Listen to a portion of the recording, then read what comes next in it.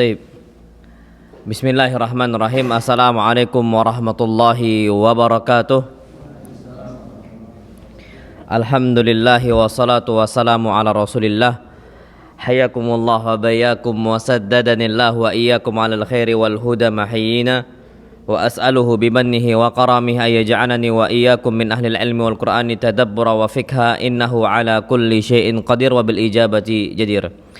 Taib ayyuhal ikhwatul kiram, kita sekarang walhamdulillah masuk ke adab yang berikutnya di sini.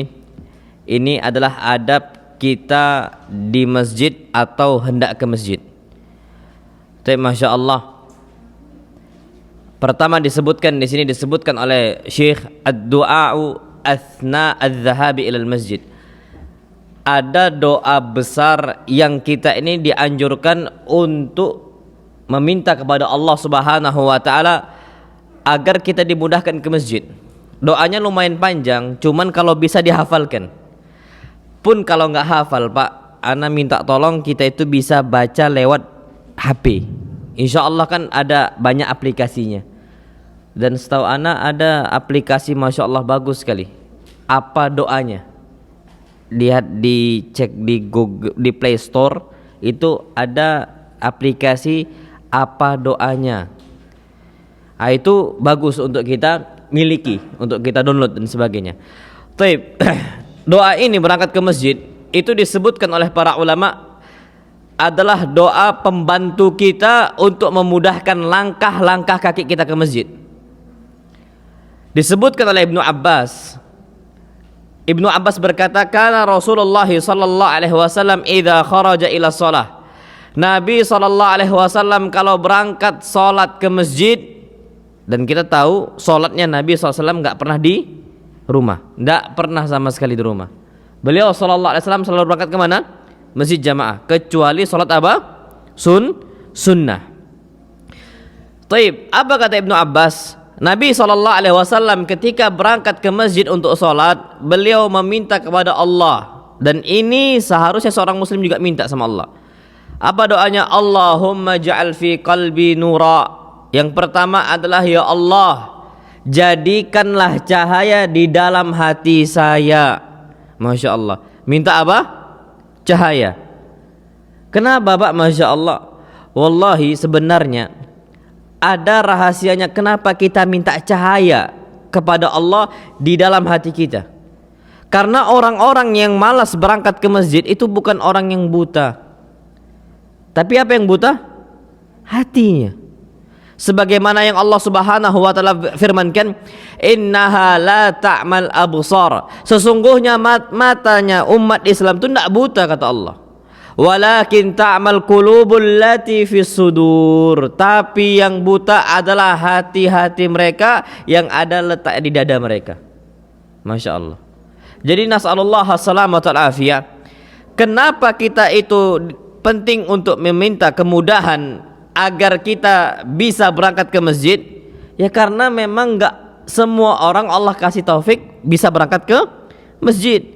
Sampai masya Allah orang yang Allah berikan naungan pada satu hari, yakni hari kiamat, tidak ada naungan kecuali naungan siapa?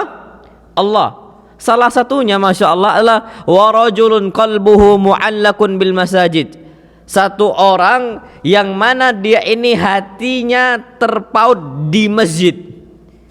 Kapan tidak ke masjid risau dia. Itu ada. Cuman sebaliknya banyak orang risau kalau berangkat ke masjid. Nah, wallahi banyak. Tapi ini orang masya Allah yang Allah kasih naungan, qalbuhu mu'allaq bil masajid. Hatinya itu terpaut dengan masjid. Kapan dia semisal enggak berangkat ke masjid, risau dia, ya Allah, ana udah terlalu jauh. Dia risau seperti itu. Maka dia minta kemudahan dari Allah Subhanahu wa taala agar bisa berangkat ke masjid. Makanya masya Allah, apalagi kalau seandainya sholat jamaahnya itu di waktu yang gelap. Kapan? Subuh sama Isya. Subuh sama Isya itu tantangan terbesar umat Islam. Makanya sampai Nabi kita Muhammad sallallahu alaihi wasallam bersabda, "Basyiril masya'ina fi dhulam ilal masajid." Kasih kabar gembira untuk orang-orang yang terus berangkat ke masjid dalam kondisi gelap gulita. Zaman dulu belum ada apa? Pencahayaan, belum ada lampu, belum ada senter, belum ada apapun penerangan, belum ada. Makanya Allah berikan, Masya Allah, kelebihan untuk mereka-mereka yang berusaha berangkat di kegelapan malam, di kegelapan subuh. Dengan apa? Bin nuri tami yaumal qiyamah, dengan cahaya yang sempurna pada hari kiamat. Makanya kita mengatakan, ya Allah, ana nih aslinya hati ana nih ke masjid, tapi kenapa kok tiba-tiba nggak ke masjid? Allah bantu ana. Wallahi Pak, kita ini pasti ada masa futur, ada masa apa? Jatuh iman tuh pasti. Yang awalnya Masya Allah ana semangat betul sekarang ke masjid, nanti tiba-tiba mungkin 2 bulan ke depannya, 3 bulan ke depannya, kok tiba-tiba jauh ya. Itu sebenarnya biasa. Yang namanya siklus kehidupan manusia, tilkal ayyamu nudawiluha bainan nas. Itulah hari-hari manusia yang terus kita putar. Kadang ada di atas, kadang ada di bawah, itu wajar. Cuman kapan di bawah, jangan terus di bawah, harus naik ke atas. Naam sahih. Kapan kita maksiat, jangan terus maksiat, terus kita gali yang namanya iman kita, betul-betul kita dalamin lagi dalam hati kita, agar yang namanya kemaksiatan-kemaksiatan yang menghalangi kita dari masjid itu betul-betul nggak masuk ke dalam hati. Makanya pertama kali yang kita minta, Allahumma ja'al fi qalbi nura, ya Allah jadikanlah cahaya dalam hati saya. Itu yang pertama. Yang kedua, Masya Allah, wa fi lisani nura, ya Allah jadikanlah di lisanku ini cahaya. Masya Allah, dengan kita berjalan menuju masjid, kita meminta kepada Allah Subhanahu wa taala, kita mengatakan zikir-zikir kepada Allah dengan cara lisan kita, kita terus gerakkan, itu mudah-mudahan akan menjadi cahaya untuk kita pada hari kiamat. Baik. Waj'al fi sam'i nura. Masya Allah Pak, ketika berangkat ke masjid, apa kata Nabi? Allahumma ja'al fi sam'i nura, ya Allah jadikanlah cahaya dalam telinga saya. Kenapa? Masya Allah, karena banyak sekali Masya Allah kaum muslimin yang telinganya gelap, tidak ada cahaya. Sampai Masya Allah azan dikumandangkan tuh pura-pura tidak dengar. Itu banyak Masya Allah. Padahal yang ngundang, kalau ana, wallahi kalau ana diundang sama presiden, sama wali kota, ana nggak datang, wallahi ana malu. Dan bahkan ditanya, kenapa kamu nggak datang? Kan aku sudah ngundang. Pasti sakit hati, Masya Allah. Pasti mereka-mereka ini akan ada mungkin emosi. Bahkan, bukankah kami sudah undang secara resmi? Bukankah kami sudah panggil engkau? Kenapa kau nggak mau datang? Ini pejabat Pak ngundang kita, masa iya kita nggak mau datang? Pastilah kita malu. Lah jangankan pejabat, tetangga sebelah kita kalau ada acara walimah, akhi, tolong datang ya. Nanti besok saya ini ada acara walimah anak-anak. Kita nggak datang, wallahi anak malu. Kenapa? Karena hak muslim yang wajib ditunaikan untuk muslim yang lain apa? Memenuhi undangan, menjawab undangan. Tapi kita tiba-tiba nggak mau datang, anak. Masya Allah tabarakar rahman, kok sudah sejauh itu kan gitu. Nah yang ngundang kita siapa? Allah. Sampai Allah ini Pak, Masya Allah, Allah yang manggil kita bukan muadzin, tapi siapa? Allah ala lisanil muadzin, tapi melalui perantara siapa? Muadzin. Apa panggilan Allah? Hayya alas shalah, ayo kita sini berangkat untuk sholat.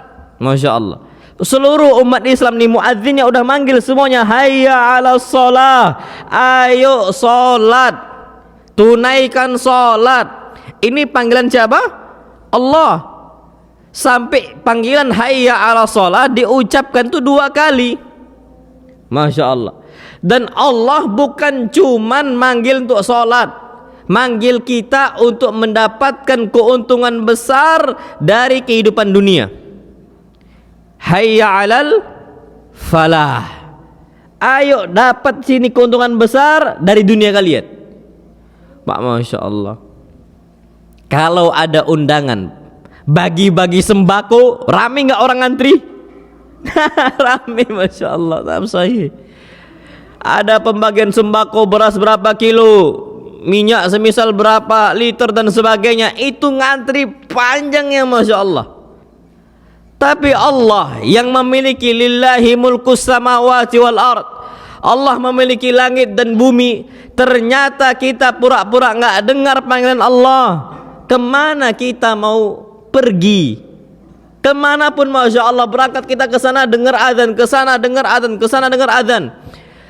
Dan bahkan banyak kondisi masjid, ya Allahu Akbar, kondisi masjid, satu orang dia yang azan, dia yang qomat, dia yang imam, dia yang makmum. Berapa orang? Satu. Nggak ada yang lainnya. Ya Allahu Akbar. Mana haula? Mana mereka-mereka yang ada di masyarakat sekitar masjidnya? Nggak lagi dengar. Makanya itulah yang disabdakan oleh Nabi kita Muhammad SAW tentang orang-orang yang nggak dengar azan. Banyak orang-orang di luar sana, kapan subuh udah azan berkumandang nggak kedengaran, nggak bangun-bangun. Apa kata Nabi kita Muhammad sallallahu alaihi wasallam? Dzakar rajulu bala fi udhunihi syaitan. Itu orang telinganya sudah dikencingin siapa? Syaitan. Ya Allah, ini toilet gratis bagi siapa? Syaitan. Kalau seandainya kita semua Pak berangkat ke pom bensin, masuk ke toilet, keluar nggak bayar, ngamuk nggak yang nunggu? Ngamuk, harus apa? Bayar. Kita nggak ngamuk sama syaitan, kencing apa? Gratis. Syaitan nggak bayar kencing di sini, gratis dia. Kita diam aja ya sudah, kencingin terus. Berarti kan di sini harus ada kehati-hatian kita. Kenapa kok bisa terlalu jauh? Oke, toyib, berarti ada yang salah di sini. Berarti ada harus yang diperbaikin dari sini. Ada yang salah. Apa yang salah? Berarti kita ini harus kembalikan diri kita kepada Allah. Karena udah nggak dengar lagi, makanya permintaan kita adalah kita mengatakan waj'al fi sam'i nura. Ya Allah, jadikanlah cahaya ada di mana? Pendengaran saya. Masya Allah. Wa fi basari nura. Ya Allah, jadikanlah di pandangan mata saya cahaya. Ana sudah sampaikan, orang itu nggak buta, orang itu bisa melihat, tapi banyak nggak bisa ke masjid karena matanya tidak ada apa? Cahaya. Sampai Masya Allah ada salah satu video itu di Saudi, di Timur Tengah. Itu dia sampai buat dari masjidnya ke rumahnya itu tali Pak. Tali untuk apa? Giring dia. Jadi dia tinggal pegang talinya. Jadi dia ikat tali itu di rumahnya sampai ke mana? Masjid. Masya Allah. Dia pegang, dia cuma berdoa kepada Allah SWT. Allahumma ja'al fi qalbi nura, wa fi lisani nura, wa fi sam'i nura, wa fi basari nura, wa ja'al min khalfi nura, wa min amami nura, wa min fawqi nura, wa min tahti nura. Allahumma ati nura. Jalan terus sampai ke masjid. Ya Allah, itu matanya memang betul buta, tapi ada cahayanya yang Allah berikan untuk mereka-mereka yang betul-betul berangkat ke masjid. Sampai Masya Allah ada salah seorang sahabat yang buta, ma'ruf, dikenal di kalangan para sahabat Nabi kita SAW, muadzinnya Rasul SAW. Siapa namanya? Abdullah bin Ummi Maktum. Orang yang buta, Masya Allah. Dia minta izin sama Nabi kita Muhammad SAW. Apa kata dia? Ya Rasulullah, wahai Rasul sallallahu alaihi wasallam, saya adalah orang yang buta, wa laisa li qa'idun yaquduni ilal masjid. Sedangkan saya ini tidak ada satupun orang yang giring saya menuju masjid, ya Allah, ya Rasulullah. Dan di Madinah, wa inna bil Madinah, sesungguhnya di kota Madinah banyak hewan buas karena padang pasir. Bisa jadi ular, bisa jadi kalajengking, bisa jadi ya di padang pasir Pak, macam di hutan. Banyak sekali hewan-hewan buas di sana. Maka apa kata Ibnu Ummi Maktum? Ya Rasulullah, izinkan saya untuk enggak ke masjid sholat, cukuplah di rumah, aku dengar kok. Maka Nabi SAW pertama kali beliau mengatakan, ya sudah, enggak apa-apa sholat di rumah. Pulanglah Ibnu Ummi Maktum ke rumahnya. Pas pulang ke rumah, udah berpaling nih lagi jalan, dipanggil lagi, wahai Ibnu Ummi Maktum, sini engkau. Pas dipanggil, hal sami'tan nida, Engkau dengar nggak panggilan Allah? Azan tadi. Apa kata dia? Naam. Iya, aku dengar. Idzan fa'ajib. Kalau dengar, maka apa? Penuhi undangan Allah. Malu nggak datang. Kita ini boleh nggak ke masjid, patokannya kalau nggak dengar apa? Adzan. Berarti jarak itu terlalu jauh. Naam sahih, ada uzur di sana. Tapi kalau sekarang kan sudah ada apa? Motor. Sudah ada kendaraan. Kalau zaman dulu memang betul, banyak orang-orang nggak memiliki namanya himar, keledai, nggak memiliki kuda, nggak memiliki apa. Patokannya itu zaman dahulu itu apa? Suara azan. Sekarang kita ini Pak, semua suara azan bisa kita dengar. Kita paham, oh ini azannya. Berarti kita harus berangkat. Karena kalau orang mendengarkan azan itu masih bisa dijangkau dengan apa? Kaki. Nah, apalagi sekarang ini sudah ada motor, sudah ada yang namanya kendaraan, bahkan sepeda. Ana nggak tahu lagi, itu sudah nggak ada uzur bagi kita untuk tinggalkan sholat. Kenapa? Panggilan Allah. Ana kapan dipanggil umi ana nggak datang. Ana dipanggil abah ana nggak datang. Wallahi ana itu berat di hati ana. Kita kan malu sama abah, kita kan malu sama umah kita.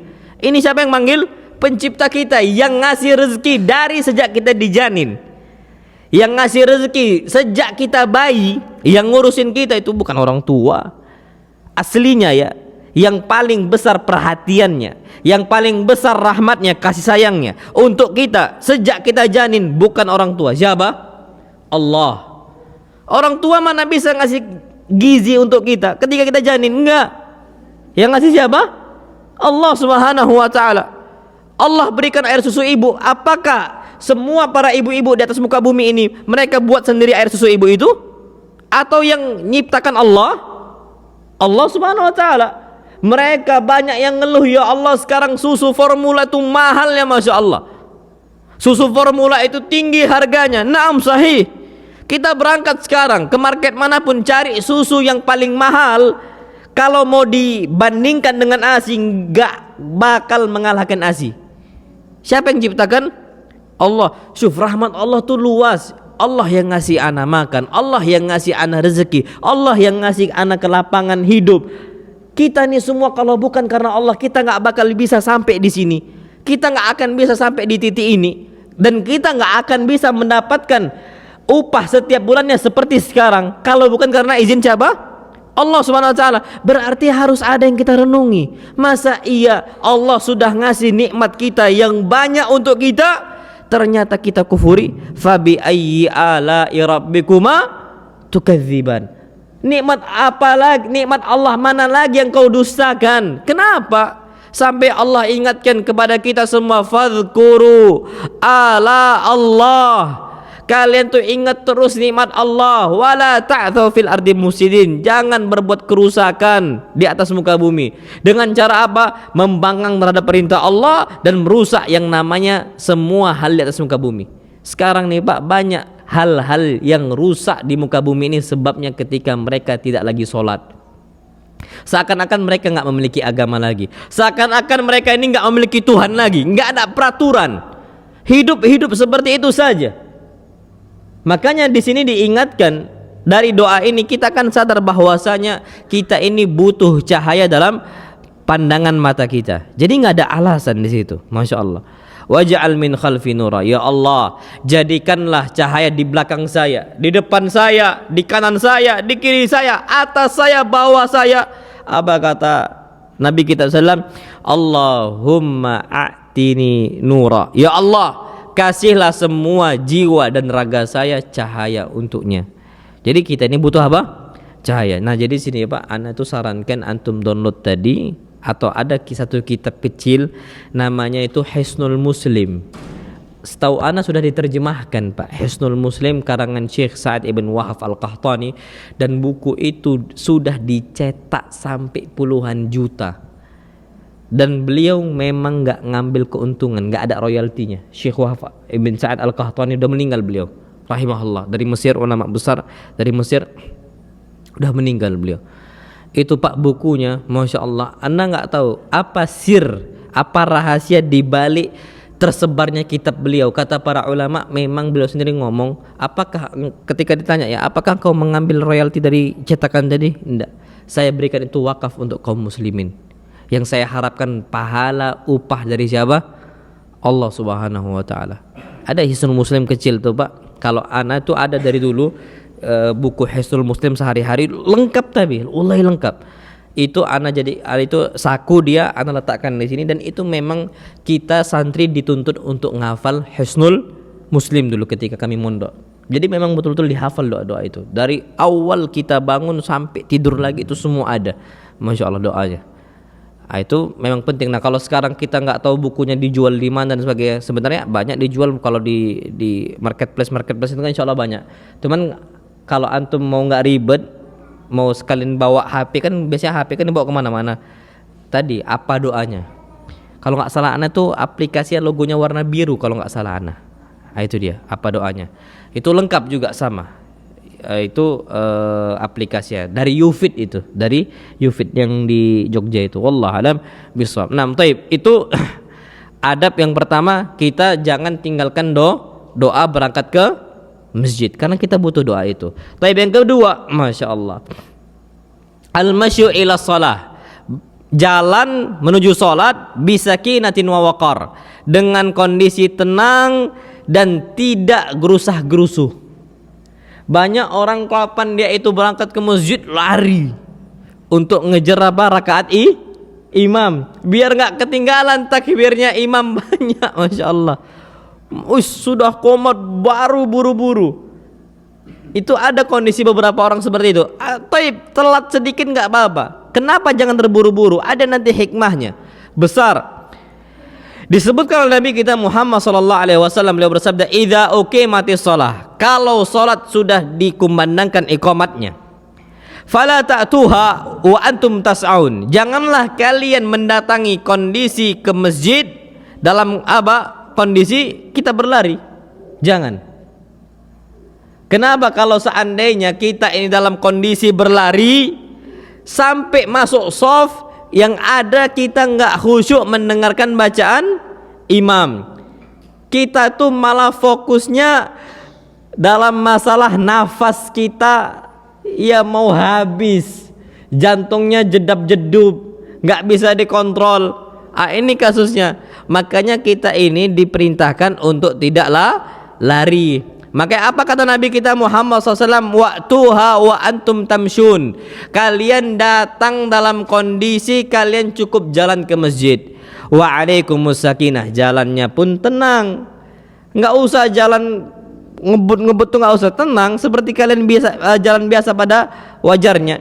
Apa kata beliau sallallahu alaihi wasallam? Fama adraktum fasallu, apa yang kalian dapati dari gerakan imam langsung sholat. Nah, ini penting loh Pak.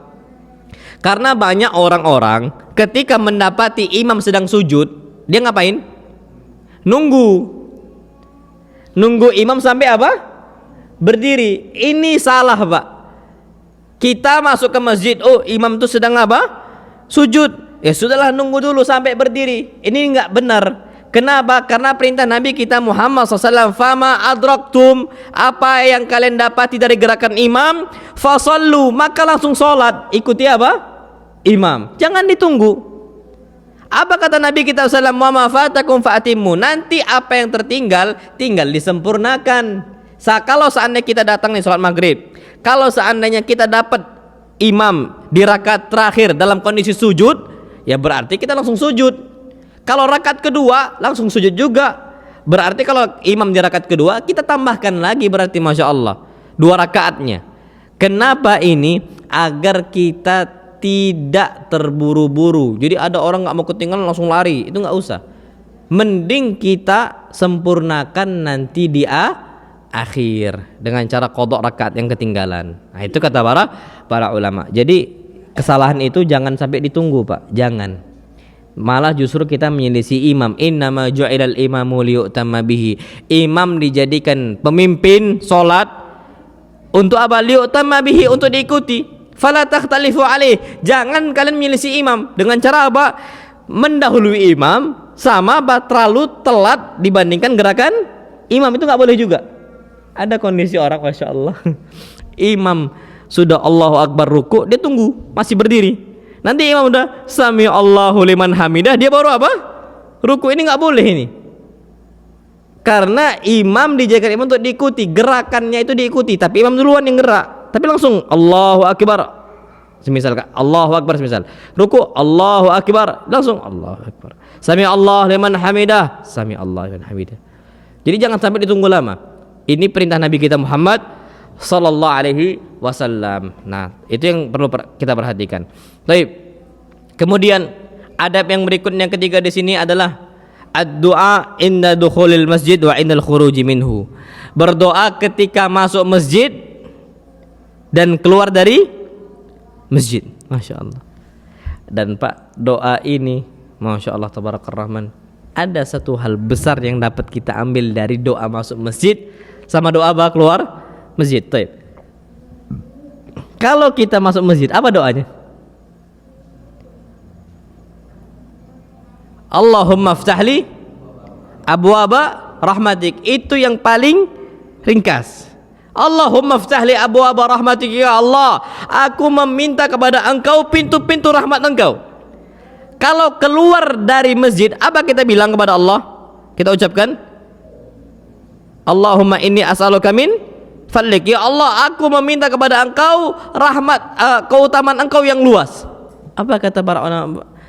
Kalau masuk dalam masjid, jangan mikirin lagi dunia. Fokus kita cuma rahmat Allah. Jangan mikirin hutang, mikirin kerjaan. Jangan fokus mikirin apa? Rahmat Allah saja. Allahumma ftahli abwaba rahmatik, ya Allah, bukakan untuk saya pintu-pintu rahmat Engkau yang luas, ya Allah. Minta sama Allah. Fokus rahmat. Jangan lagi bawa dunia.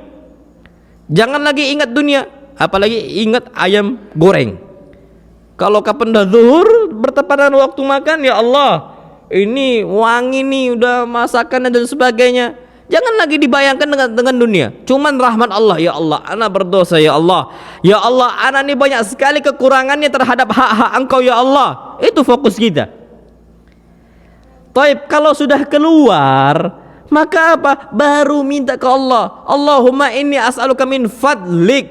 Ya Allah, aku meminta keutamaan Engkau. Keutamaan ini, Pak, kata para ulama, berupa rezeki. Ini keutamaan berupa harta. Keutamaan apapun dia, baru kita keluar minta keutamaan Allah Subhanahu wa taala. Makanya ini persis sama seperti khutbah Jumat. Kalau sudah dikumandangkan azan Jumat, apa firman Allah Subhanahu wa taala? Idza nudiya lis-salati min yaumil jumu'ati fas'au ila dzikrillahi wa dzarul bai'. Kalau sudah dikumandangkan nih azan Jumat, fas'au ila dzikrillah, langsung kalian berangkat mengingat Allah, berangkat salat. Wa dzarul bai', tinggalkan jual beli. Bahkan jual beli setelah azan Jumat dikumandangkan sah atau tidak sah? Tidak sah. Enggak sah. Dan orang yang jual beli ketika azan Jumat sudah dikumandangkan, dia berdosa. Enggak boleh. Terus apa kata Allah setelahnya? Fa idza qudiyatis shalah. Tapi kalau seandainya salat Jumat sudah selesai, fantashiru fil ard wabtaghu min fadlillah. Kalian menyebarlah di atas muka bumi Allah. Terserah kalian berangkat ke kantornya, berangkat ke tokonya, berangkat ke warungnya, terserah. Terus apa? Masya Allah, wabtaghu, minta sama Allah, fadlillah, keutamaan Allah. Ini tadi rezeki, harta, fulus, uang, makanan, itu dipikirkan setelah keluar dari masjid. Masya Allah. Nah, kalau masuk masjid nih, jangan lagi mikir, ya Allah, anak ini susah, ini gaji nggak naik-naik, jabatan gitu-gitu aja. Tidak ada perbedaan antara anak yang tahun lalu sama tahun sekarang, kok sama-sama terus seperti itu. Itu jangan lagi dibawa. Tapi fokus apa? Meminta rahmat. Nah, kalau sudah keluar baru minta sama Allah. Ya Allah, ana butuh fulus. Ya Allah, ana butuh rezeki, ya Allah. Ya Allah, ana butuh harta, ya Allah. Naam, kita manusiawi. Siapa manusia yang nggak butuh harta? Kita butuh harta. Silahkan harta kita minta kepada Allah. Kita berikan hak kita untuk akhirat, tapi jangan lupa apa dunia kan gitu kata Allah. Butuh kita dunia tetap. Makanya boleh, cuman kapan sudah ke masjid fokus dulu. Nah jadi karena banyak kan kondisinya orang kapan sudah datang ke masjid itu masih mikirin pekerjaan yang belum tuntas dikerjakan. Makanya orang tuh banyak akhirnya nunda sholat gara-gara katanya deadline. Ini sudah masa istilahnya masa kerjanya itu sudah selesai, ini bentar lagi. Mau nggak mau harus dikumpulkan tugas itu. Ini filenya belum selesai, berkas-berkasnya masih kacau balau dan sebagainya. Akhirnya apa ya sudahlah, fokus aja kita ini untuk pekerjaan kita. Nah ini masalah. Justru Masya Allah dengan kita sholat akan dimudahkan apa? Urusan kerjaan. Wallahi sahih. Antum kita sekarang nih Pak, lihatlah kondisi orang-orang sibuk dengan pekerjaannya. Dipanggil oleh Allah untuk adzan zuhurnya dia nggak datang, alasannya karena deadline belum selesai dan sebagainya. Justru mereka malah sulit pekerjaannya. Sebaliknya kalau mereka ini langsung datang ke masjid, langsung sholat, Allah akan mudahkan urusan dunia dia. Dan ini kaidah sampai Nabi kita Muhammad SAW bersabda, la yazalun nas yata'akharuna 'anis shalah. Akan terus seseorang itu menunda sholatnya, telat sholatnya, nunda sholatnya, telat sholatnya, hatta yuakhirahumullah, sampai Allah tunda urusan mereka semuanya. Pekerjaan nggak selesai-selesai, sukanya tugas di akhir. Terus seperti itu. Mahasiswa dulu banyak nggak yang mengerjakan tugasnya deadline ketika sudah dekat? Banyak. Apa sebabnya?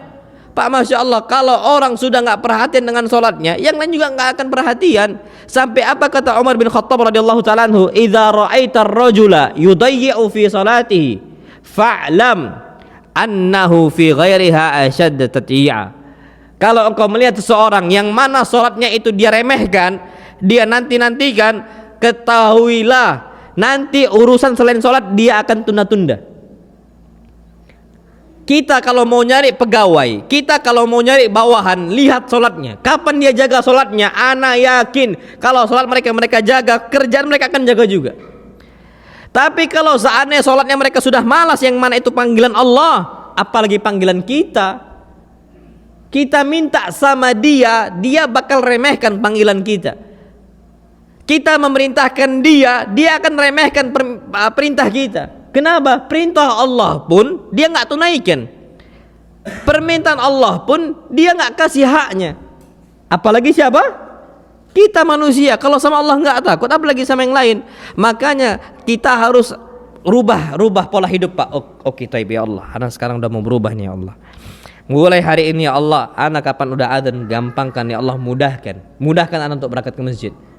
Nanti habis dari sholat Pak, baru kerjakan lagi. Karena sholat ini paling butuh berapa lama?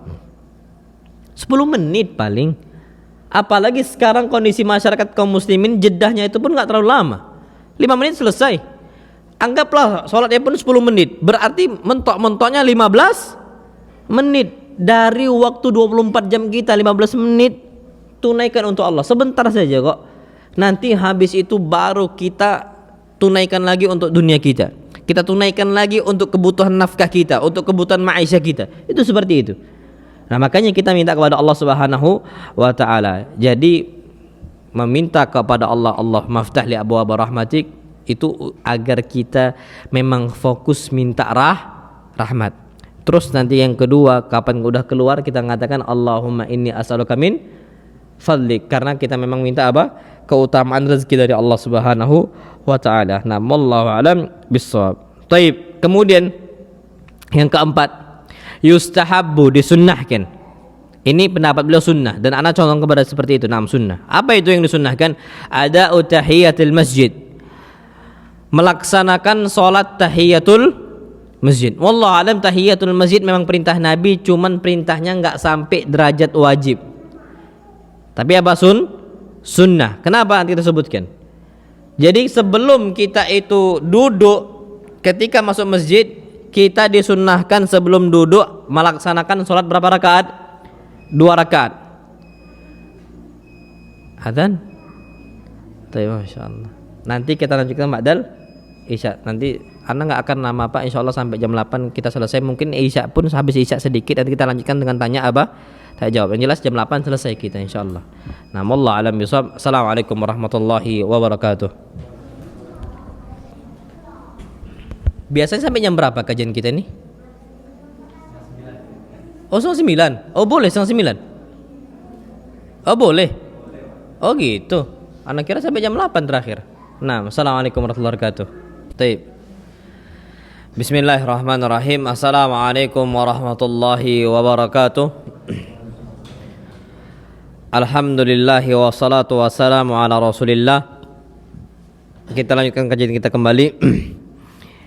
Yang disunnahkan di sini sebutkan adalah melaksanakan salat tahiyatul masjid, yang mana kita kerjakan sebanyak 2 rakaat. Dan ini hadis Nabi kita Muhammad sallallahu alaihi wasallam, beliau bersabda, "Idza dakhala ahadukumul masjida," jika salah seorang kalian masuk ke dalam masjid, "fala yajlis hatta yusalli rak'atain," maka jangan sampai dia duduk sebelum salat 2 rakaat.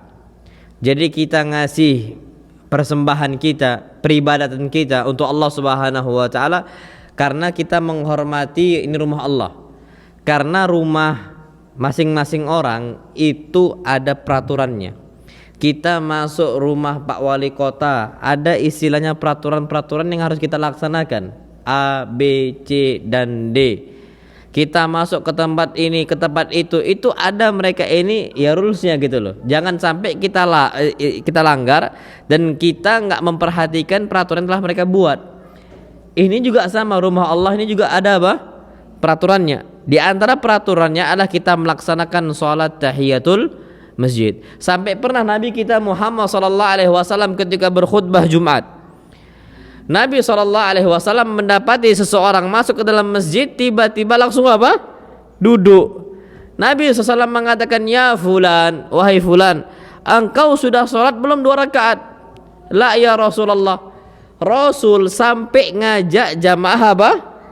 Khutbah Jumat untuk berbicara. Aslinya boleh nggak ngobrol? Nggak boleh.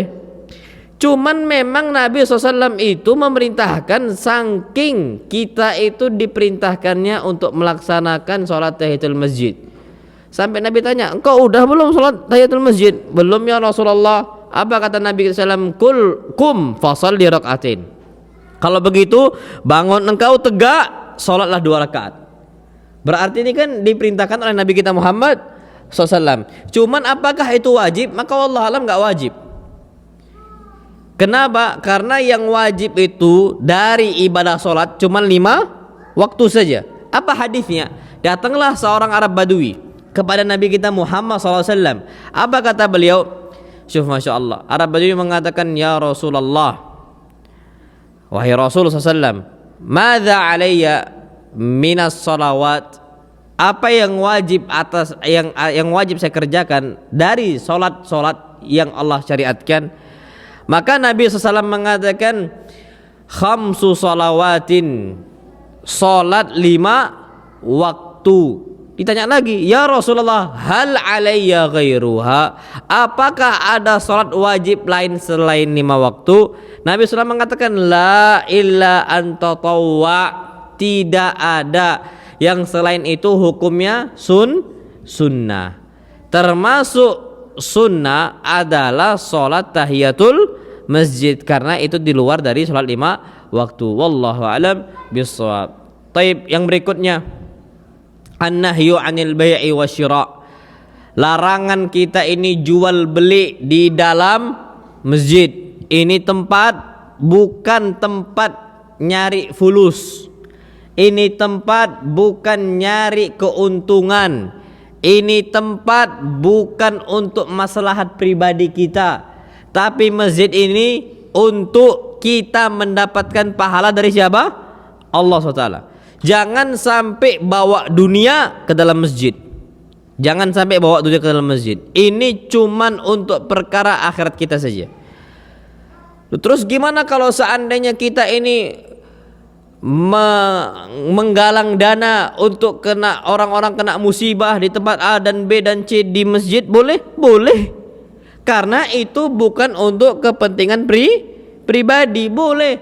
Kenapa boleh? Karena membantu kepada muslim dan muslimah yang kena musibah, pahala bukan? Pahala. Nah, maka dengan cara kita memberikan itu, dengan cara wasilahnya di masjid, kita juga diperbolehkan. Dan itu dihitung pahala oleh Allah Subhanahu wa taala. Nah, kenapa enggak boleh? Karena disebutkan oleh Nabi kita Muhammad SAW. Beliau bersabda, "Idza ra'aitum," jika kalian melihat, "man yabi'u aw yabta'u fil masjid," yang mana kondisinya orang ini jualan di masjid atau membeli di masjid, maka apa? Fakulu, ucapkan untuk dia, "La arbahallahu tijaratak." Semoga Allah tidak jadikan tijarah, perniagaan, jual beli engkau untung, bahkan bangkrut. Masya Allah, didoakan kebangkrutan oleh Nabi kita Muhammad sallallahu alaihi wasallam. Ini bukan cuma sekedar jual beli di masjid yang ada barangnya. Yang jual beli online nggak boleh di masjid, sama-sama jual beli. Yang penting tuh akadnya, bukan ada barang atau tidak ada barang. Memang nggak ada barangnya, barangnya di luar, tapi kita buka marketplace di masjid. Kita mau beli, misal beli apa nih? Oke, di masjid. Check out, kita transfer bayar. Itu kan udah akad jual beli. Nah, akad itu yang bermasalah. Akad jual beli dalam apa? Masjid, nggak boleh. Maka hukumnya haram. Akad jual belinya. Makanya kalau antum bayar hutang di masjid, boleh nggak? Antum ada nih hutang 300. Dari ikhwan, antum bayarnya, ya akhi, ini hutang ana 300, tapi bayar di masjid, boleh? Boleh nggak? Boleh nggak? Boleh. Kenapa boleh? Karena bukan akad jual beli, bukan jual beli. Kita ini bayar hutang. Para ulama bilang boleh. Yang nggak boleh itu jual belinya. Nah, itu yang nggak boleh. Tapi kalau hutang boleh. Nah, kenapa? Karena memang kita dari situ tuh memang untuk mencari maslahat duniawi. Tapi kalau bayar hutang, masya Allah, ibadah bukan? Ya, ibadah lah. Bahkan orang yang nggak mau bayar hutang, masya Allah, orang nggak mau bayar hutang, dosa nggak? Dosa. Makanya masya Allah, boleh nggak mengingatkan orang yang nggak bayar hutang di masjid di khutbah Jumat? Kita mengatakan Fulan ibn Fulan berhutang terhadap Fulan bin Fulan, bayar hutangnya di khutbah, boleh? Karena dia nggak mau bayar hutang nih, boleh nggak? Boleh, boleh. Jadi masya Allah, ada kondisi, ada satu kampung itu riba nggak masuk, koperasi keliling tuh nggak bisa masuk, nggak ada istilah rentenir, apalagi istilah mereka itu rentenir, apalagi itu semua itu nggak bisa masuk sama sekali. Jadi ada sebuah kampung tuh aman dari riba. Bahkan di depan itu masya Allah pelangnya itu apa? Allah mengharamkan riba dan Allah memerangi riba. Nggak bisa masuk Pak, nggak ada yang masuk. Kenapa? Karena mereka ini cukup dengan berhutang ke tetangga, cukup, selesai. Dan itu harus dibayar. Kenapa sekarang kaum muslimin tidak mau meminjamkan fulus kepada tetangganya? Sebabnya nagih hutangnya tuh ribet.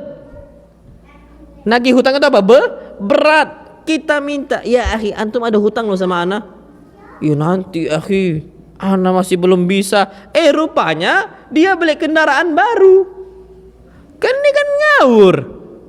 Jadi akhirnya yang masuk siapa? Tadi yang pinjaman ribawi ini, itu yang masuk. Ujung-ujungnya sudah sulit. Dan bahkan banyak orang bunuh diri sebabnya pinjaman online, pinjol.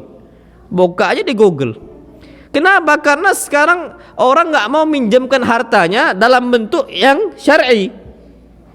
Terus gimana caranya? Caranya paling gampang, kalau ini ada kepala desa yang cerita, nggak ada riba masuk di sini, nggak ada ceritanya orang-orang koperasi keliling masuk, nggak ada yang berani, rentenir masuk, nggak ada yang berani. Kenapa? Karena kami ini cukup pinjam ke tetangga, tetangga yang ngasih, dan pasti dibayar. Kalau seandainya nggak dibayar-bayar, kami pesan kepada khatib Jumat, sebut namanya. Fulan bin Fulan punya hutang sekian, nggak dibayar untuk Fulan bin Fulan. Itu terjadi, masya Allah. Boleh? Halal. Hadis Nabi kita Muhammad SAW, layul wajid, orang yang punya harta nggak mau bayar hutangnya, yuhillu irdahu wa uqubatah, maka halal kehormatannya untuk dibicarakan. Satu, disebarkan. Satu. Yang kedua, wa uqubatah, halal untuk dihukum dia. Dihukum maksudnya apa? Di penjara, halal. Berarti Pak, sebenarnya masya Allah tabarakallah rahman, kalau seandainya kita ini mau hidup tenang, lagi kondisi sulit pun kita bisa minjem ke tetangga, maka hidupkan sunnah Nabi, orang yang berhutang halal untuk diribahi. Bahkan Imam Nawawi rahimahullah dalam kitab Riyadhus Shalihin, beliau dengan jelas orang yang seperti itu halal untuk diribahin, untuk disebut namanya, untuk disampaikan kasusnya, berapa jumlahnya dan nominalnya, halal. Masya Allah. Berarti Pak, inilah akhirnya orang-orang tuh nggak akan ada lagi ribawi tadi. Orang tuh nggak akan hidup, mati mereka. Lama kelamaan akan surut. Makanya sekarang ini banyak orang-orang yang dengan transaksi riba ini yang sudah bingung dari mana pendapatan mereka dan sebagainya, katanya gitu loh. Nasallallahu alaihi afiyah. Nah, jadi yang dilarang itu akad jual beli. Promosi nggak boleh. Nah, ini juga sebenarnya makanya para ulama itu nggak suka kapan ada botol. Ini dari anak nih sebenarnya, bukan dari masjid. Tapi bagus dari masjid. Jadi cukup apa? Gelas. Ini takutnya jadi ladang apa? Promosi di masjid. Makanya banyak para asatidzah, para masyayikh itu ini diapain? Digunting, dibuka. Jadi biar nggak promosi. Karena di masjid bukan tempat apa? Promosi. Tapi kalau kajian semisal nggak di masjid, boleh? Boleh. Antum taruh sini merek apa? Karena dia sponsornya gitu ya. Karena memang ini sponsornya diletakkan, boleh. Cuman jangan di masjid. Kajian di mana? Dia di luar, seminar mungkin di gor atau semisal di mana tempat yang lain atau bangunan khusus dan sebagainya, atau di sekolah sebagainya, itu boleh. Cuman kalau di masjid maka nggak boleh ada promosi dan sebagainya, itu jual beli. Makanya masya Allah, ana pernah waktu itu bimbing umroh. Ketika bimbing umroh itu diletakkan sebelahnya itu iklan travel tadi. Iklan apa? Travel. Ana masuk ke masjid, ana bilang, afwan Pak, ini kenapa antum letakkan? Oh sekalian promosi Ustaz. Oh nggak boleh, keluarin. Kenapa promosi di masjid? Oh Ustaz sayang lah. Loh, anak daripada dosa ya sudah keluarkan. Kalau seandainya antum nggak mau keluarkan, anak nggak mau di sini. Anak bilang bahaya. Kata dia promosi. Oh enggak Ustaz, ini cuman sekedar untuk ngiklan saja, kata dia. Tapi kalau untuk untuk apa, sekedar pemanis saja, kata dia, biar orang tahu kita ini travel ini, kata dia. Tapi sekarang anak bilang, antum sudah tahu kan kita travel ini? Sudah kan? Ya sudah, berarti Pak keluarkan, anak bilang. Karena sudah tahu. Karena fungsi kita cuman untuk belajar manasik saja. Manasik umroh sudah. Jadi jangan sampai ada embel-embel dulu. Kalau antum mau pakai ini, kita cari tempat yang lain. Jangan di masjid, takut sama siapa? Sama Allah. Cari tempat lain, ana mau pasang sebanyak pun nggak apa-apa. Mau iklan ini, iklan itu, iklan itu. Cuman jangan di masjid. Sama kayak tisu ini, kalau bisa jangan diginiin, tapi di seperti ini kan. Nanti takutnya di kamera nampak dan sebagainya. Itu usahakan. Cuman kalau ini kan nggak ada niat. Memang mau nggak mau memang ada ininya. Nggak ada niat untuk jual beli dan nggak ada niat untuk promosi. Cuman lain kasus kalau niatnya memang untuk promosi, sponsor dan sebagainya. Kalau ini nggak ada masalah karena innamal a'malu binniyat. Sama seperti ini anak nggak ada promosi sama sekali. Cuma anak usahakan untuk menghindari jangan sampai kena kamera. Memang anak nggak mau aslinya seperti itu. Karena tujuannya jangan sampai kita memperdagangkan urusan dunia di rumah siapa? Allah Subhanahu wa taala. Taib, sampai Nabi kita Muhammad SAW bersabda, wa idza raaitum man yunshidu fihi dhalatan, kalau kalian melihat seseorang mengumumkan barang yang hilang di masjid, faqulu la raddallahu alaika dhalatak, semoga Allah enggak mengembalikan barang yang hilang dari engkau. Masya Allah, hilang kunci motor, ngumumkannya itu jangan di masjid ketika dhorah, jangan, tapi beli toa sendiri khusus di luar masjid bagi ikhwah-ikhwah yang hilang apa? Kunci motornya, datang ke kamar belakang masjid. Ini contoh. Jangan diumumkan pakai apa masjid, dalam masjid enggak boleh. Tapi kita umumkan di luar bagi ikhwan yang semisal hilang kunci motornya, kunci motor ini dan itu, datang ke Satpam sekarang. Nah, itu boleh. Jadi kalau daurah itu harus ada pengumuman, bukan di masjid, tapi di mana? Di luar masjid. Kecuali kalau kita adakannya di gor, ya boleh langsung umumkan saja. Itu nggak ada masalah sama sekali. Nah, wallahu a'lam bishawab. Taib, yang terakhir insyaallah. Nanti kita lanjutkan dengan tanya jawab. Udah jam 8 ya, Masya Allah. Karena jam setengah 9 boleh katanya, sampai setengah 9 kita insyaallah. Naam. Taib, yang keenam. Nah, ini penting nih. An-nahyu an huduril masjid liman akala thawman aw basalan. Larangan hadir ke masjid, datang ke masjid untuk orang yang baru makan bawang merah, bawang putih, bawang-bawangan. Itu nggak boleh. Kenapa sebabnya? Karena bawang ini pekat baunya. Apa? Pekat, kencang baunya. Ini nggak boleh. Kenapa? Hadis Nabi kita Muhammad SAW bersabda, man akala thawma awil basala awil karratha fala yaqrabanna masjidana. Barang siapa yang makan bawang merah, bawang putih, bawang-bawangan, jangan dekati masjid kami. Apa alasannya? Fa innal malaikata, karena para malaikat tata'adza mimma yata'adza minhu banu Adam, akan terganggu dari satu bau yang mana Bani Adam manusia juga terganggu dari bau tadi. Itu tidak boleh, Masya Allah. Karena memang Masya Allah, Pak, Anda dapati ada satu orang, satu orang nih Pak, dari negara tertentu. Anda tahu, Anda nggak sebut namanya karena ras itu memang bahaya untuk disebutkan. Cuman memang ada satu negara suka makan apa? Bawang. Tahu antum kan? Yang rempah-rempahnya banyak. Negara terbesar itu, iya, suka makan bawang. Itu keringatnya bau tuh Pak. Jadi anak sholat di salah satu masjid perusahaan. Sholat anak datang, datang dia, Pak, bau nian, mulut itu bau, tapi bau kerasa. Ini kata Syekh bin Bas tidak boleh.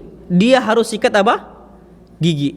Semua para ulama Pak, nggak boleh, harus sikat gigi, harus siwakan. Bajunya yang kena keringat harus diganti. Harus apa?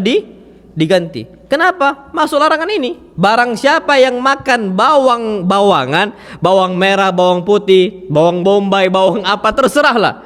Maka apa? Fala yaqrabanna masjidana, jangan sekali-kali dekati masjid kami, nggak boleh. Deketin aja nggak boleh, apalagi masuk. Nah, ada lagi Pak yang lebih dahsyat baunya daripada bawang. Bukan jengkol, bukan pete, durian. Kapan azan jangan buka durian Pak. Kapan masuk sendawa sekali satu masjid bau, Masya Allah. Satu masjid apa? Bau. Sendawanya itu Pak, Masya Allah, bom itu semuanya. Dan saling sindir makan duriannya. Enggak, itu kali makan durian saling apa? Sindir. Baunya tuh bisa Pak. Sendawa itu ya Allah, gasnya kencang sekali. Yang lucu, anak ngingatkan ada ikhwan bagi durian sebelah masjid. Allah, bagi-bagi durian. Memang betul yang ikhwan yang mau durian datang ke masjid, samping masjid gitu ya. Anak sebut di grup itu, nggak boleh. Ngawur, anak bilang baunya itu dibenci sama para malaikat, nggak suka. Makanya jauhin dari masjid. Ah, ini Masya Allah lagi sendawa Pak, ya Allah, itu kan kencang sekali wanginya. Makanya hadis Nabi kita SAW disebutkan, barang siapa yang makan bawang putih, bawang merah, itu yang nggak kenceng, terlalu kenceng Pak baunya, jangan sekali-kali dekati masjid kami. Fa innal malaikata tata'adza mimma yata'adza minhu banu Adam. Karena malaikat terganggu dengan baunya, yang mana Bani Adam juga terganggu dari bau tersebut. Maka gimana solusinya? Makan durian malam hari, makan durian siang, tapi ba'da sholat zuhur, setelah sholat. Jangan sebelum sholat, apalagi pas azan. Sudah deket nian itu waktunya, terlalu apa? Terlalu dekat. Itu yang perlu kita ketahui, jadi harus dijaga. Wallahu alam bishawab. Jadi Pak, sama juga makan bawang-bawang itu baunya bukan dari mulut saja, tapi dari keringat juga sama. Sahih. Dan itu ngaruh. Jadi Nabi larang ini bukan karena dari bau mulut saja, tapi apa? Lahu raihah karihah, di tubuh dia itu ada bau yang enggak enak, enggak sedap. Dari keringat bisa, dari apa bisa. Makanya antum tahu orang yang suka makan hewan khinzir, babi, itu rata-rata bau. Antum masuklah ke rumah orang yang suka makan babi. Karena anak itu hidup di sebuah tempat yang dulunya banyak satu suku. Anak kan abi anak kan perusahaan ya, istilah karyawan di sebuah perusahaan di tel lah biar. Perusahaan tel. Itu Masya Allah Tabarakallah Rahman. Dulu itu banyak suku yang suka makan babi di Sumatera Utara. Belum tahu lah ya, anak nggak sebut saja. Itu Pak, kalau ada tugas PR kerjain bersama itu kerasa beda sama rumah yang kita masuki, rumah muslim. Anak nggak main ras dan sebagainya, enggak. Banyak juga suku mereka yang muslimnya wangi-wangi semua. Cuman ngaruh di makanan yang mereka apa? Makan. Khinzir tuh bau sekali Pak, ngaruh. Maka kata para ulama, kenapa Allah haramkan ini? Kenapa Allah haramkan itu? Kenapa Allah haramkan ini? Kenapa Allah haramkan itu? Sebenarnya ada sebab besar. Anda ambil contoh. Antum tahu Masya Allah, kenapa Allah haramkan kelelawar? Kenapa Allah haramkan tikus? Kenapa Allah haramkan ular? Kenapa Allah haramkan al-khaba'ith wa yuharrimu alaihimul khaba'ith? Hewan-hewan keji yang sudah kita sebutkan tadi. Sebabnya antum tahu COVID-19. COVID-19 yang tersebar dari ujung timur bumi sampai apa? Baratnya. Karena sebabnya apa? Hewan tadi. Muncul pertama di mana? Wuhan di mana? Cina. Apa yang mereka makan? Antum cek aja di Google Pak. Dari apa sebabnya? Hewan khaba'ith. Hewan keji yang mereka makan nular ke manusia. Apa yang terjadi? Semua orang Pak kena sakit COVID semua. Hampir rata-rata kena. Ada yang Allah sembuhkan, ada yang enggak Allah sembuhkan sampai meninggal. Itu Pak azab. Makanya Allah firmankan, wattaqu fitnatan la tusibanna alladziina zalamu minkum khassah. Jangan, hati-hati kalian dari sebuah azab yang Allah tidak menimpakan khusus untuk orang zalim saja. Orang yang enggak zalim, yang enggak ikut makan ular, yang enggak ikut makan tikus, enggak ikut makan kelawar juga kena. Pak, Masya Allah. Makanya kita harus menghindar dari kondisi seperti itu. Nah, kenapa Allah haramkan khinzir? Pak, antum berangkat sekarang ke negara-negara barat yang mereka makan khinzir, makan babi. Hampir rata-rata dari mereka rasa cemburu itu udah hilang. Istrinya ditengok sama berapa orang, auratnya nampak, biar aja dia. Sampai Masya Allah Pak, mereka itu nggak tahu lagi siapa bapak mereka. Saking seringnya terjadi perzinaan. Bahkan ada suaminya. Mereka biasa aja, nggak ada masalah. Pakailah istri saya. Makanya antum tahu kenapa mereka itu menggunakan nama ibu. Daftar kita rekening, buka rekening, daftar kita ke bank kan? Yang ditanya nama ibu atau nama bapak? Nama ibu. Kenapa? Karena mereka nggak tahu siapa bapak asli mereka. Berapa nutfah mana yang udah masuk ke dalam rahim mereka? Siapa nggak tahu Pak. Makanya yang pasti ibunya siapa? Kalau bapaknya, Allah alam, kami nggak tahu siapa anak siapa ini. Makanya itulah kasus mereka itu mereka nisbatkan kepada siapa? Ibunya. Antum tahu Masya Allah, kenapa istri-istri mereka nisbatnya nggak ke bapaknya, tapi kemana? Ke suami. Karena suami mereka yang pasti, bapak mereka tak pasti. Jadi antum tahu, semisal ada sama seorang perempuan namanya semisal nih contoh ya, Karina semisal. Suaminya Michael, Karina Michael. Bukan Karina bapaknya. Kenapa? Karena bapaknya nggak jelas, betul nggak itu bapaknya. Tapi kalau Michaelnya jelas nggak itu suaminya? Jelas.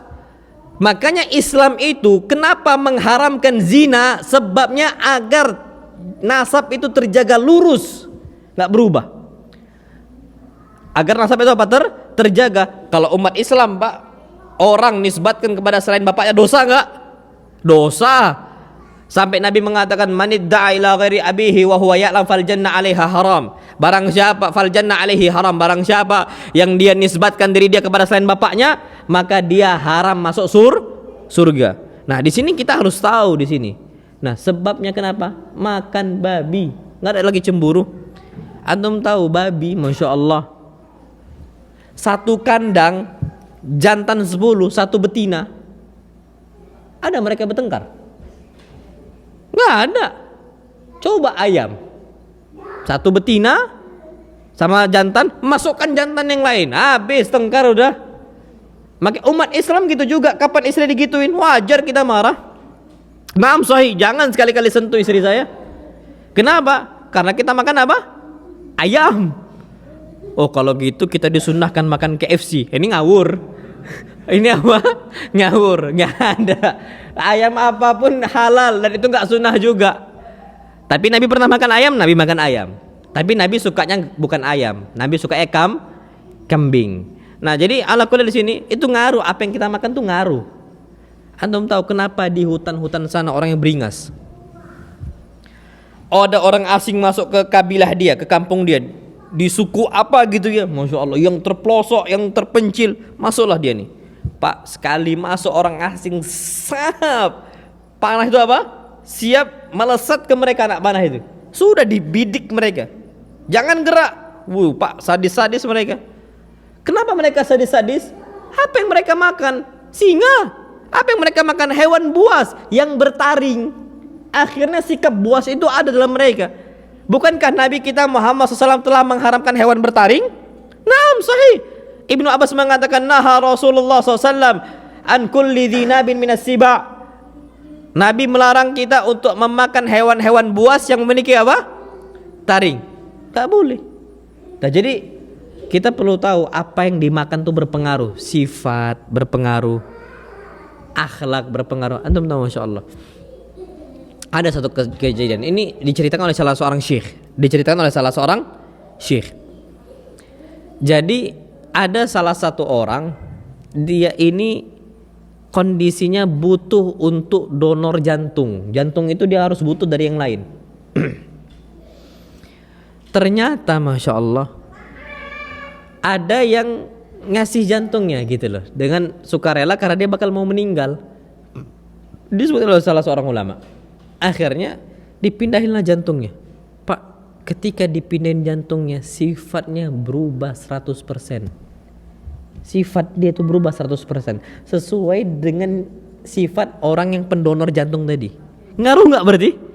Wallah ngaruh. Darah ini, Pak. Makanya Ana punya tante. Ketika itu tante Ana sakit, butuh berapa kantong darah. Beliau ini tante Ana nggak mau ngambil darah kecuali dari keluarganya. Jadi diumumkan, kami keluarga besar, abah Ana itu punya 12 bersaudara. Abah Ana 12 bersaudara, keluarga besar. Jadi diambil cuman dari keluarga-keluarga dia saja. Kenapa? Karena di Sumatera Utara secara umum, kan dari Medan, Sumatera Utara itu banyak yang makan daging babinya. Dari suku ada salah satu suku di sana yang suka makan babinya, yang kedua Cinanya suka makan apa? Babi. Mereka senang itu. Tantana enggak mau. Kalau bisa dari keluarga kita, kalau nggak bisa lagi, kalau memang masih kurang, barulah ke palang merah tadi minta darah. Kenapa? Karena wallahi ngaruh. Darah yang dimasukkan itu ke dalam tubuh kita itu ngaruh. Naam sahih. Makanya kita harus antum tahu, Masya Allah, sampai ada satu hadis, la yaqul ta'amaka illa taqi. Jangan sampai ada yang makan masakan engkau kecuali orang bertakwa. Kenapa? Karena ngaruh. Naam sahih. Kita nggak ragu itu. Antum makan di mana nih sekarang? Kita makan di rumahnya ulama, makan habis-habisnya. Imam Syafi'i dihidangkan makan oleh Imam Ahmad ibn Hanbal, Pak, Masya Allah, lahapnya minta ampun. Kenapa? Karena Imam Syafi'i tahu Imam Ahmad ibn Hanbal nggak pernah memasukkan ke dalam rumahnya sepeser pun dari yang haram. Nggak pernah Imam Ahmad ibn Hanbal. Ngaruh, Pak. Makanya di situ kita perlu jaga. Sama juga bawang-bawangan itu, kalau nggak dijaga ngaruh ke dalam baunya, tubuhnya dan sebagainya. Tapi nggak sampai ke batas haram. Yang diharamkan itu kalau mendekati sholat, sampai masuk sholat dalam kondisi bau yang tidak sedap itu muncul, itu tidak boleh. Wallahu a'lam bishawab. Ini yang dapat saya sampaikan.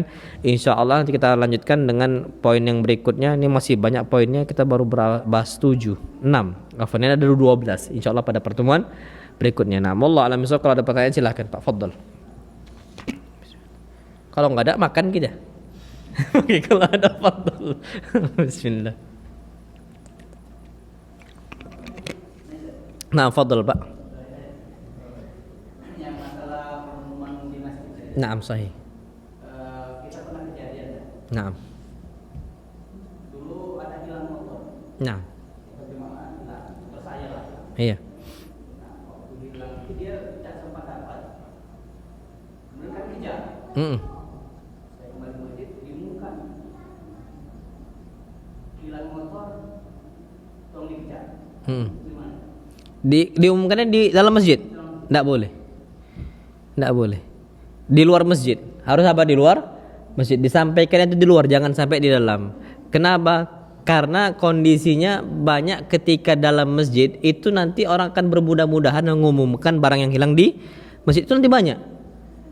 Dan bahkan kondisi orang itu sudah banyak menggunakan masjid ini untuk menginfokan masalah-masalah duniawi.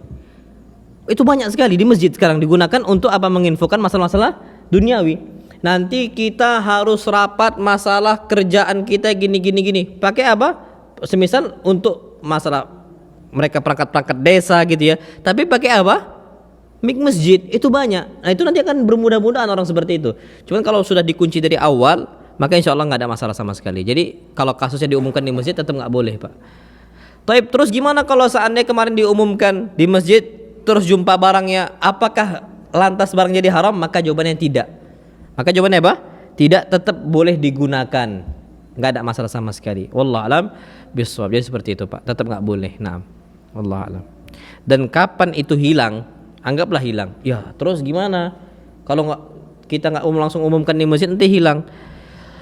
Taib, ada satu ucapan Nabi kita Muhammad SAW, man taraka lillahi syai'an awwadahullahu khairan minhu. Barang siapa yang meninggalkan sesuatu hal karena Allah, hilang barang dia nggak mau mengumumkan, dia tinggalkan pengumuman di masjid gara-gara Allah tiba-tiba hilang, awwadahullahu khairan minhu, Allah akan ganti dengan satu hal yang jauh lebih baik daripada hal yang tadi. Jadi seperti itu Pak. Anak yakin tidak mungkin Allah nggak ganti, tapi ada masanya. Itu mungkin ujian bagi kita, apakah kita terlena dengan perintah Allah ataukah tidak. Itu dalam bentuk ujian Pak. Nah, wallahu alam bishawab. Jadi seperti itu. Fadhal, silakan Pak. Nah. Wassalamualaikum warahmatullahi wabarakatuh.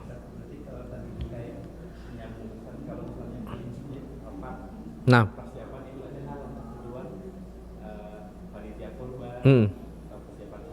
Nah.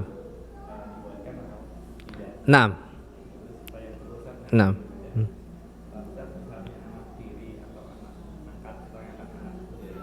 Kecil.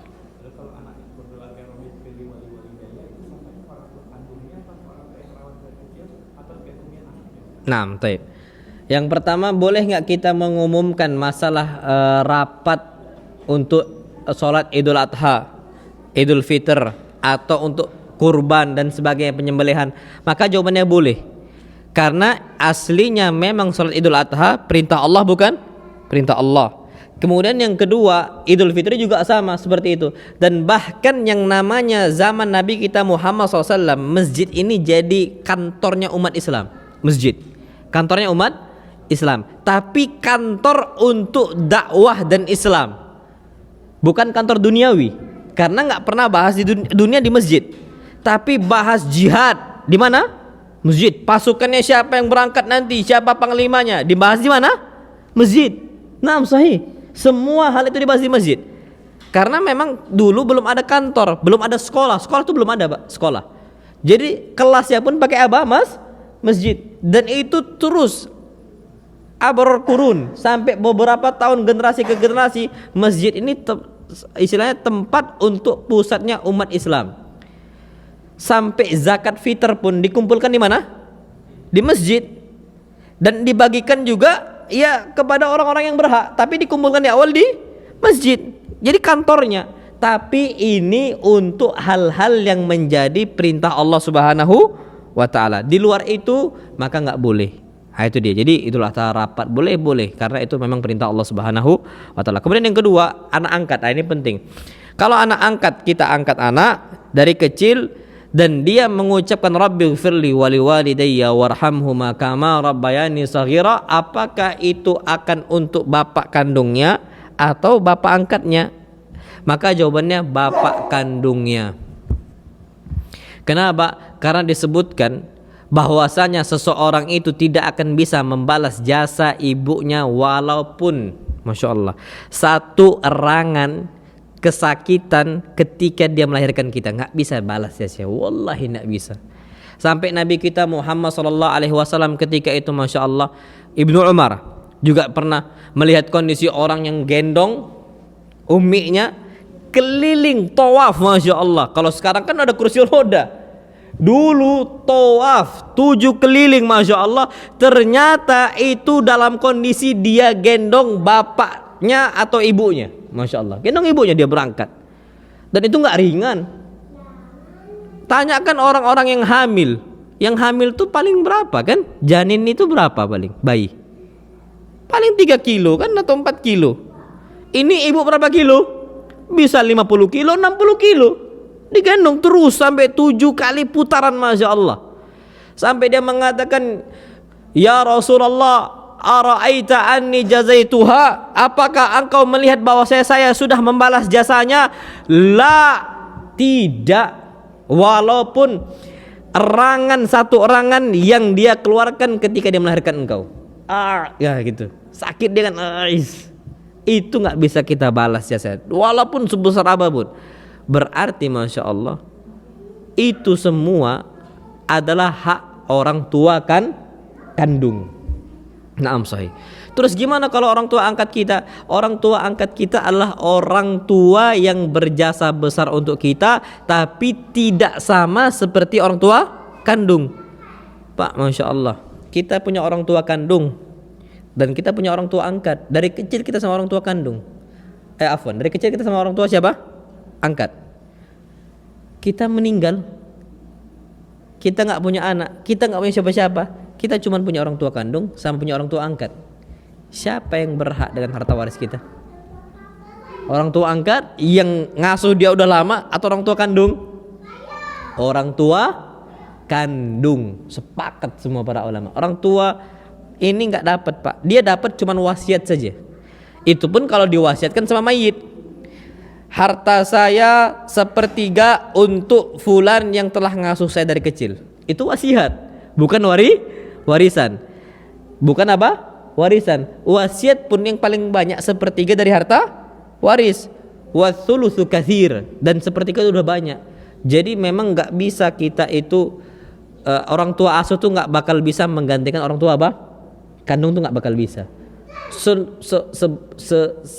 Setidak perhatiannya orang tua kandung terhadap kita, tetap mereka adalah orang tua. Naam, sahih. Mereka tetap apa? Orang tua, dan nggak bisa digantikan posisinya. Anda punya banyak guru, Anda punya banyak ustadz, Anda punya banyak, Masya Allah, para masyayikh yang telah didik kita, Masya Allah. Tapi ketika kita sudah lihat kondisi kita itu, Masya Allah, mengambil manfaat yang besar dari ustadz-ustadz kita, ustadz-ustadz kita itu nggak bakal bisa gantikan apa? Kebaikan orang tua. Nah, wallahi sahih, sampai mati nggak bakal bisa. Makanya di sini yang perlu kita ketahui, doa ucapan Rabbighfirli wa liwalidayya warhamhuma kama rabbayani shaghira, itu untuk siapa? Untuk orang tua kandung. Tapi kalau antum menginginkan Rabbighfir lahu warhamhu wa'afihi wa'fu anhu, apakah boleh untuk mereka? Boleh, sampai ke orang tua asuh yang sudah meninggal ataupun yang belum meninggal. Allahumma arham fulanan, Allahumma ighfir li fulanin. Boleh, enggak ada masalah sama sekali. Cuman doa untuk orang tua kandung yang kita minta untuk orang tua itu akan kembali kepada orang tua apa? Kandung, enggak bisa digantikan. Jadi seperti itu, Pak. Nah, wallahu alam bisawab. Nah, fadhil, yang silakan. Bukan berarti kalau gitu enggak bisa doakan orang tua asuh. Bisa. Karena setiap umat Islam pun bisa mendoakan orang selain orang tua kandung dia. Dia doakan untuk tetangga? Bisa? Bisa. Contohnya apa? Allahumma ighfir lil muslimina wal muslimat wal mu'minina wal mu'minat al ahya'i minhum wal amwat. Ya Allah, ampunkanlah seluruh kaum muslimin laki-laki dan perempuannya, mukmin yang laki-laki dan perempuannya, yang masih hidup ataupun yang sudah mati, meninggal. Kan itu kan disebutkan dalam doa-doa kita. Sampai tapi doa Rabbi firli walidayya warhamhuma kama rabbayani shaghira itu adalah doa untuk orang tua kandung. Allah alam bisawab. Nah, fadhal yang lain silahkan.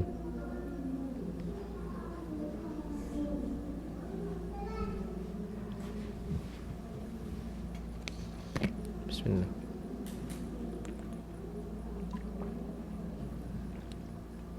Sudah ya? Ana fadhal Pak, silakan. Nah. Nah. Kadang kita suka lepas di kantor dan lepas juga di masjid semacam masjid Ustaz. Apakah itu termasuk pengumuman kalau dia mau pindah ke Ustaz? Lepas maksudnya? Jadi misalnya katakanlah ada simpulan pindah tugaskan dari misalnya Adera ke Jawa misalnya. Terus biasanya kami kalau yang dia sering ke masjid dari masjid suka ada pelepasan masjid, malam-malam masjid, pengumuman beberapa kawan yang pindah. Seperti itu Ustaz. Enggak ada masalah itu. Enggak, bukan. Enggak ada masalah. Nah, karena enggak ada keuntungan pribadi yang kita dapatkan. Dan bahkan ini kita akan menyambung istilahnya at-tawaddud, saling cinta, dan mahabbah, saling menyayangi. Ya, orang kan kapan pisah akan berat kan seperti itu. Dan itu tidak masalah. Dan bahkan banyak kasusnya perpisahan ketika safar, pelepasan di zaman Nabi kita Muhammad. Intilakuhum, permulaannya di mana, Mas? Masjid. Kafilah mereka berangkat itu dari mana? Masjid mulainya. Mereka mau berjihad, di mana dikumpulkan? Di masjid. Mau berangkat, di situ dikumpulkan. Karena itu disebutkan memang untuk kecintaan dan sebagainya. Karena dari kita ngumumkan fulan mau pelepasan, mau pindah dan sebagainya, itu kita nggak dapat keuntungan sama sekali. Tidak dapat keuntungan sama sekali. Nah, itu yang dapat saya sampaikan, kurang lebihnya ana mohon maaf. Subhanakallahumma wa bihamdika asyhadu an la ilaha illa anta astaghfiruka wa atubu ilaik. Assalamualaikum warahmatullahi wabarakatuh.